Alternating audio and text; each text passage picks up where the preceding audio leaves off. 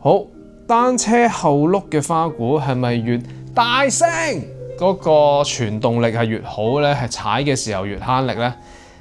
比較短嘅答案你先啦。短嘅答案咧就係嘅，但係未必嘅，因為你睇翻佢嘅種類啦，佢嘅啟動嘅原理啦，個做工啦，嗰個物料嘅質素啦，即係汽車都係啦，即係架車響未必一定快噶嘛，可能係條喉響嘅啫嘛，係咪先？啲貴車係引擎響啊嘛。喺俾我嘅個人嘅長答案之前咧，我想講咧，即係無論任何學科、任何知識咧，你唔好一聽到人哋講相反嘅理論咧，就話人哋戇鳩。喂，除非你真係用咗好多時間去研究，即係一開口咧就話人戇鳩，其實你自己係最戇鳩。首先你本身品德已經輸咗，就算你唔認同，亦都唔使話人戇鳩啊！你指正翻人哋咪得。一個求進步嘅人咧，係永遠都會改進自己嘅知識嘅，同埋懷疑自己嘅想法同埋理論嘅。只有懷疑自己現有嘅理論咧，先至可以有進步。我以下俾嘅答案咧，都唔係完美啊即係有高手咧，就請喺留言區改正我啦。因為我嘅資金啦，同埋我嘅經驗都係真係有限嘅。我指慳力咧，係指踩嘅時候，並唔係指你停腳漏車轆嘅時候。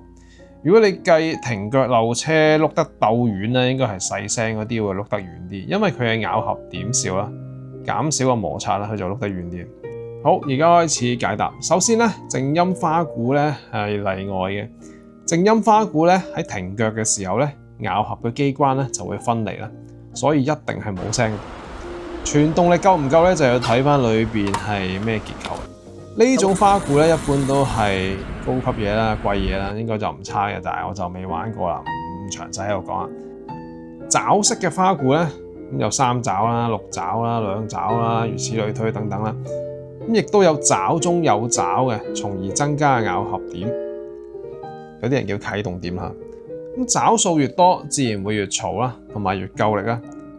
你當一隻爪就係一個 CPU 嘅核心啦，咁多一隻爪自然就可以分散啲用力啦，同埋會夠力啲嘅。嗱，細聲到咁樣嘅花鼓咧，個傳動力咧一定係差噶啦，雞腳嚟噶。咁爬坡同埋爆發咧，一定要即係用到好多力噶啦，用呢啲用呢種。咁呢種花鼓咧就拆開係咁嘅樣嘅，得兩個爪啦，係側埋一邊嘅，係唔平均嘅啲爪。至於花鼓外殼嗰個牙數啊，有啲人叫響數啊，係決定空踏嘅幅度、空踏嘅角度啦嚇。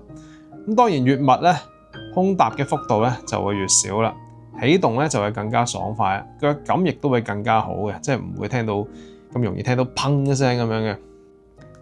至於爪式花鼓係咪越大聲傳動力越好咧？通常係嘅，但係就未必嘅，要睇翻裏邊嘅設計啦，同埋物料啦，裏邊嘅共鳴空間啦，喺度搞一啲乜鬼嘢啦，加多咗油脂咧，亦都可能會減低個聲浪，所以未必細聲就唔夠力㗎。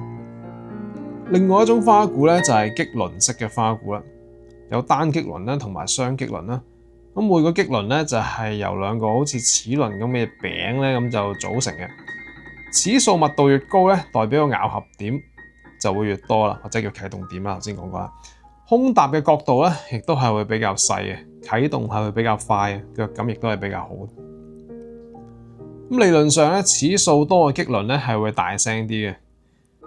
兩種花鼓比較之下咧，我就比較中意聽擊輪花鼓嘅聲音啦。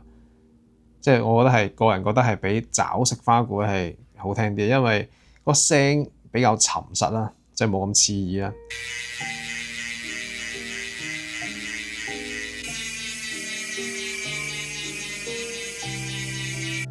我亦都係比較中意踩擊輪嘅花鼓嘅，因為真係慳力啲嘅，個感覺咧係實在啲嘅。擊輪花鼓嘅保養亦都係比較容易啦，結構比較簡單。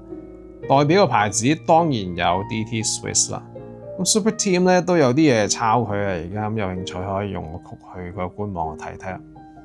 之前咧有人睇完我條片講咧話大聲嘅花鼓咧係比較慳力咧，然之後有人就話我啦，喂，呢條友咧一定讀唔成書啊！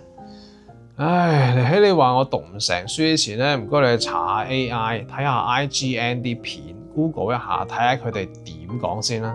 再買多幾對輪組，你自己去玩下，去感受下。通常話人讀唔成書嘅人咧，首先你德育教育科咧呢科你都讀唔成，一定唔合格，因為你已經係輸咗呢個品德啊。最後咧，我想講咧，唔好睇少啲新進嘅牌子啦，即係啲小牌子、新牌子啦。最近咧有個電單車嘅牌子咧叫做張雪機車，佢喺啲電單車國際比賽度咧就贏咗雅馬哈、杜卡迪啊呢啲傳統嘅歐美日嘅勁嘅牌子啊，貴嘅牌子啊。而且張雪機車佢嗰部冠軍車咧，只不過係啲外國貨嘅1/3咋。而且個車手咧更加係之前咧好少贏冠軍嘅，好似話參加咗56場先得1場頭位。而且俾雅馬哈車隊咧炒咗，因為嫌佢老啦同埋渣。一轉咗呢個國產張雪機車之後咧，就連贏2場。單車牌子都係啦，我就係唔中意支持啲壟斷咗賺夠大錢嘅老牌。我中意支持下啲中小企啊，唔中意即係肥啲大財團。咁個社會先至平衡啊嘛，會開心啊。即係 Nike 啊、Adidas 啊，而家我係唔會買佢啲嘢，因為都買咗幾十年啦，而家都就嚟43歲啦。因為而家有比佢更平、更好嘅嘢啊，就係特步 Step 啊，真係好嘅嗰啲鞋。驕傲自負、自以為是、封閉思想嘅人咧，一聽到有新牌子就垃圾一定會執笠嘅，一定會執。乜嘢都 say no 嘅人咧，你係唔會成功得去邊度。乜嘢都 say no， 邊度有得拍片啊？邊度有得生產新嘅產品啊？我哋日常生活要用嘅嘢咧，就係因為發明家佢去當初係 say yes， 而家先至有得用啊嘛。即係雖然我唔係啲咩大 channel 啦，初我拍片咧應該都會有人話喂唔得㗎，冇人睇啊，整埋啲咁冷門咁小眾嘅嘢，只1000訂永遠都唔會達成啊！即係幾年後咧，我覺得已經係超額完成㗎啦。即係起碼我個月都有糧出先啦。即係雖然唔係出得好多。即係 YouTube 出糧嘅門檻咧係$100啦，即係大概780蚊港紙到啦。如果少過$100咧，嗰個月就冇糧出，要累積等下個月噶啦。咁無論以後係點啦，我都會堅持繼續拍落去嘅。咁至於各種花鼓嘅拆除同保養啦，呢啲唔好搞啦，暫時。即係我未有需要去大洗嗰啲輪組啊。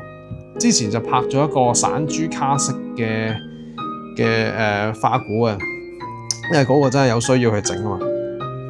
其實咧，你如果唔係日日去踩啲泥路啊，加暴雨踩單車啊，即係部車冇病冇痛咧，其實真係唔使點搞佢啊！英文有句説話非常之認同啊 ，Don't fix what ain't broke。其實應該係 Don't fix what isn't broken， 因為 Don't fix what ain't broke 咧係口語嚟。好多嘢咧，即係應該都留翻俾專業嘅單車鋪做啦，因為有啲單車有啲部位咧，如果處理不當咧，係會搞出人命。拜拜。